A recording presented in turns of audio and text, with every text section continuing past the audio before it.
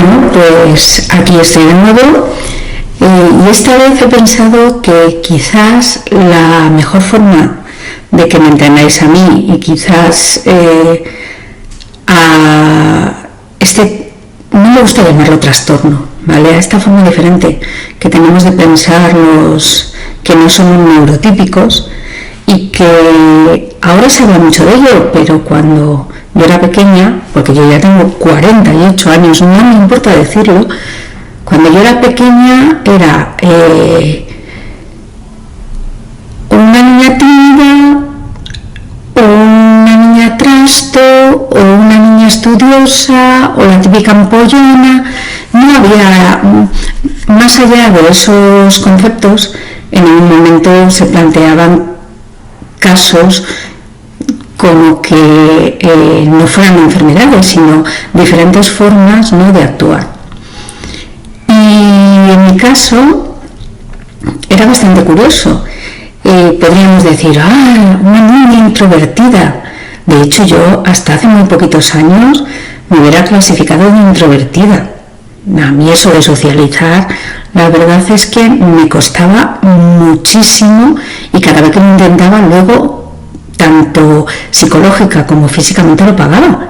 Es decir, me agotaba. Al día siguiente, día de sofá, silencio y reposo mental. Yo soy de aquellas que estudió la educación general básica, es decir, la antigua EGB, en un colegio religioso, en concreto en un colegio de monjas que por suerte era mixto, era uno de los pocos que había que no eran todavía solo de chicas, sino que fue una época en la que los colegios, para poder recibir las subvenciones del Ministerio de Educación, pues había un requisito que era que tenían que ser mixtos. Entonces, mi colegio hacía muy poquitos años que era mixto, con lo cual, digamos que estaba ya medio caballo entre no os juntéis mucho, pero tampoco estemos separados. Que suena bastante gracioso, pero es así. Y yo era la típica niña súper introvertida. A mí eso de salir a los recreos, a jugar con los amigos, al pilla-pilla, al corre-corre, el que primero pillaba, que ahora ya no es así, ahora hay turnos. O sea, yo ahora, mi hijo de 8 años, solo puedo llevar la pelota y utilizar las canchas los jueves. Ayer era el que más corría, cuando saliese del comedor era el que se quedaba con la pista. Y no pasaba nada. Pero yo prefería otro tipo de actividades, incluso desde muy pequeña. En mi colegio teníamos 2 bibliotecas, por aquel entonces lo del internet, vamos, que os voy a contar, no. Y teníamos la biblioteca de lectura, ¿no?, donde todas las paredes estaban llenas, pues los típicos libros de los 5, del barco de vapor, el del borrico, nunca me acuerdo si era Fray Felipe y su borrico, el borrico de Fray Felipe, bueno, no sé, que creo que el autor ha fallecido hace poco. Y había libros y libros y libros, y todavía era cuando tú sacabas un libro, te apuntaban en una tarjetita, ¿no?, y luego lo tenías que devolver. Y claro, para mí, sinceramente, que adoro leer y que encima odiaba socializar, yo creo que me pasé los 8 años que estuve de EGB en ese colegio, todos los recreos de por la mañana iba a la biblioteca, devolvía el libro del día anterior y cogía otro. De hecho, es que recuerdo que incluso llegaron a llamar a mis padres para ver si es que estaba intentando llamar la atención o si realmente me leía los libros. Spoiler, me los leía. Y luego por la tarde, que el recreo era pues bastante más amplio, porque yo era una de las que se quedaba ya a comer, pues hombre, sinceramente, ¿qué haces 2 horas?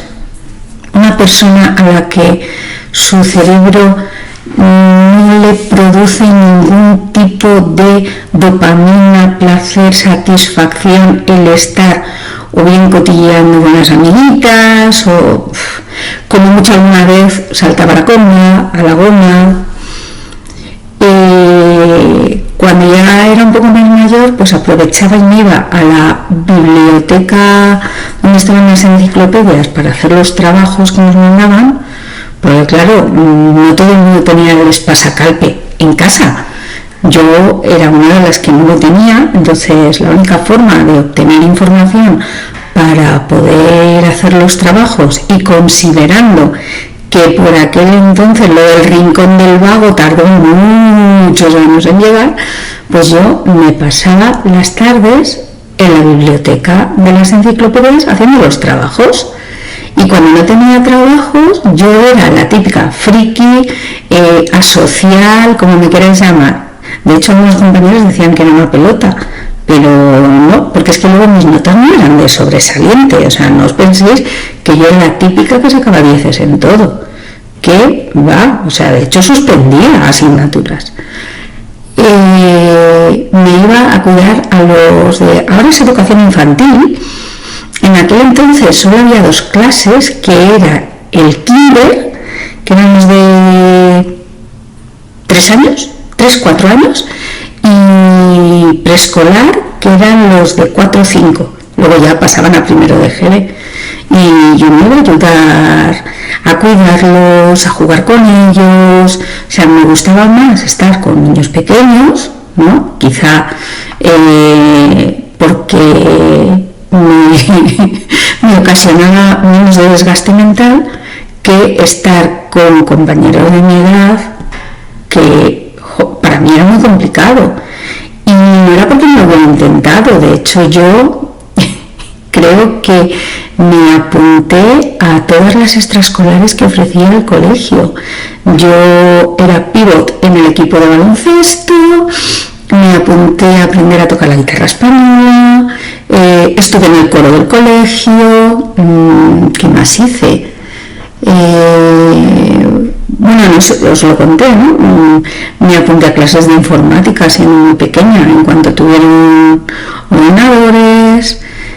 O sea, era tremendo, pero lo hacía inconscientemente porque yo no era capaz de hacer lo mismo que hacían mis compañeros de clase. Yo no podía, o sea, ni sabía cómo hacerlo, tenía que aplicar un esfuerzo muy grande y encima luego me pasaba factura. ¿Qué pasa? Pues que eso al final hace que tus compañeros primero te clasifiquen como mira, la friki, la pollona, la pelota. No, en aquel entonces era así.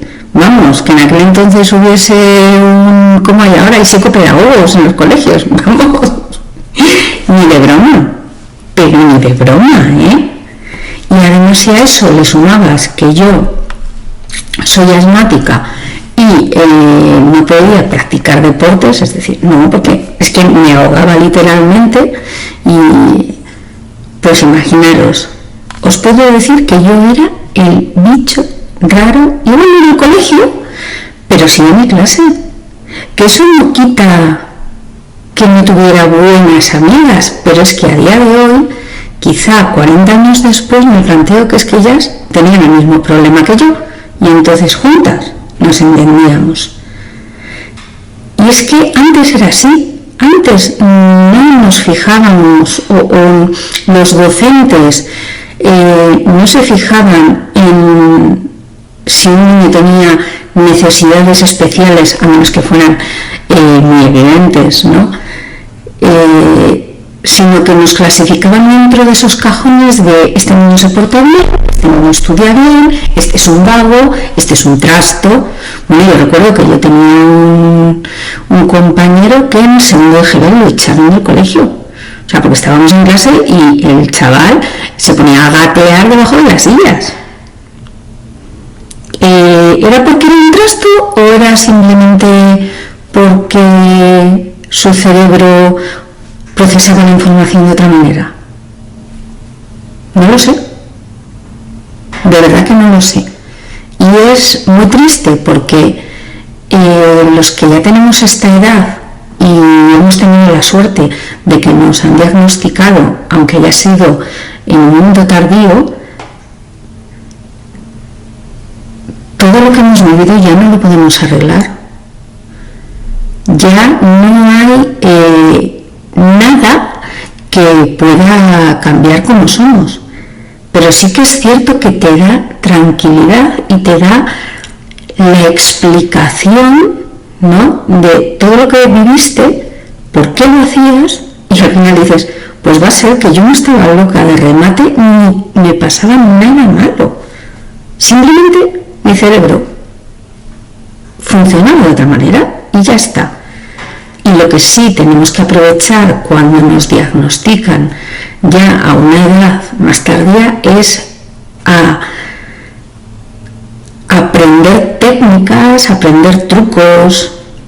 Y cuando digo trucos no me refiero al masking, ¿vale? Nos hemos pasado la vida agotados aplicando un masking sin saberlo, para intentar encajar en una sociedad en la que no teníamos que encajar y ya éramos parte de ella. Pero sí trucos para poco a poco estar menos cansados, pues cuando intentamos socializar o tenemos que hacer algún tipo de actividad que realmente nos cansa mucho. Eso sí lo podemos aprovechar, aunque hayan tardado 40 años en decirnos, no te pasa nada malo, simplemente tu cerebro funciona de otra manera. Y para mí, en primer lugar, supuso un alivio, ¿no? Porque dejé de pensar que yo era la rarita, pero la rarita en todos los sentidos, escolar, laboral, a nivel social, porque empiezas a entenderte, pero también empiezas a ver el mundo de otra manera, porque en mi caso yo ahora tengo muchas preguntas. ¿Esto es genético? Porque mi hermana también la han diagnosticado con diferentes tipos de neurodiversidad, pero también lo tiene. Pero es que mi hijo pequeño, claramente, si habéis visto el vídeo de la vaca que flota, también lo tiene. Que mi hija se lleve un libro al colegio para leer en los recreos sentada tranquilamente en una esquina en el patio, es un rasgo claramente neurodivergente. ¿Por qué? Porque yo lo hacía de pequeña. Entonces, ¿es genético? ¿Alguien sabe si es genético? Yo sé que con la cantidad de enfermedades graves que hay con poquísima financiación, esto pues al final no es algo que tu vida dependa de ello, por lo cual estudios para este tipo de cosas pues no habrá. Pero a nivel personal, yo creo que está bien que nos hagamos esa pregunta. Pregúntate a ti mismo, si eres neurodivergente, si es posible que sea genético, pero no por tus padres, sino por tus hijos. Obsérvales. Intenta identificar en ellos conductas que tú mismo hacías de pequeño. ¿Por qué? Porque a ti te han podido diagnosticar tarde. Pero, ¿y la ventaja de que a ellos se les diagnostique temprano? De que ellos sí que puedan beneficiarse de crecer sin tener que pensar que están como una puñetera regadera. Aprovechémoslo, de verdad, porque ya sabéis que por suerte o por desgracia este tipo de cosas van por modas. Y yo creo que ya os he contado bastante por hoy, pero bueno, seguiremos. Esto ha sido más un relato de mi infancia, un poquito largo, debería ser un poquito más corto, ya veré luego si lo edito o no. Pero de verdad, estad atentos porque es que somos parte de este mundo y no somos minoría, de verdad que no. Te encuentras en muchos ámbitos de tu vida gente que tiene los mismos patrones que tú y que no les han diagnosticado y a los que a veces yo misma tengo un compañero de trabajo que directamente le he dicho, a ver, así un poco bruta, ¿no? Háztelo mirar, que me haga mirar el que, digo, yo creo que deberías de consultar a ver si en vez de neurotípico eres neurodivergente. Pero como yo no soy profesional, no he estudiado ramas de medicina, psicología, o sea, todo es en base a lo que yo he vivido durante mis 48 años de vida. De hecho, yo soy informático, es decir, yo te puedo ayudar a decirte, ¿has probado a reiniciar el ordenador? ¿Estás seguro que tienes la impresora enchufada? Y ese tipo de cosas, que es broma. Ya os contaré los diferentes tipos de informáticos que hay por el mundo. Yo no soy de esos. Así que cualquier cosa que veáis en este vídeo no es un juicio clínico.